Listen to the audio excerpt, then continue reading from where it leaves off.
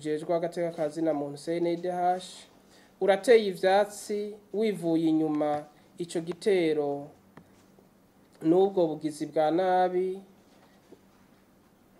buhakana itangazo mpuzamakungu ryerekeye agateka ka zina muntu mu gace karyo ka gatatu ryemeza ko umuntu wese ategerezwa kubahirizwa no gukingirwa mu buzima bwiwe akishira akizana.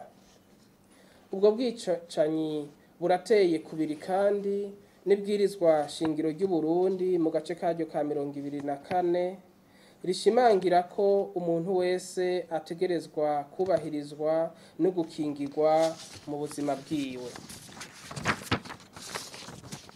Umurwi w'igihugu wigenga ujejwe agateka zina muntu CNIDH uribukije ko ubuzima bw'umuntu ari katihabwa ntibuhangagwa aho yoba ari hose canke mu bihe ivyo ari byo vyose, kuko kandi ata muntu n'umwe afise uburenganzira bwo kwaka ubuzima umuntu.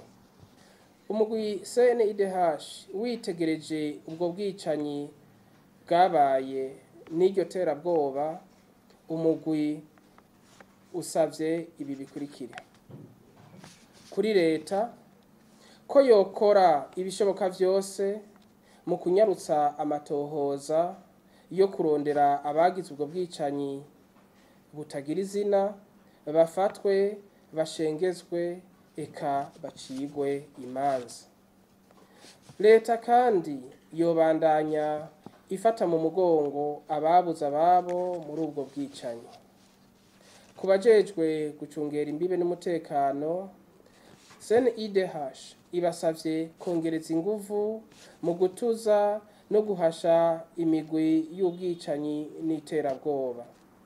Kubene gihugu bose, CNIDH ibasavye ko bokwama barikanuye umwansi ntabace mu ryahumye, ko boza baradoma urutoki ku muntu wese biketse, bakongera bagakorana n'abajejwe umutekano n'intwaro mu gutuza inkozi z'ikibi.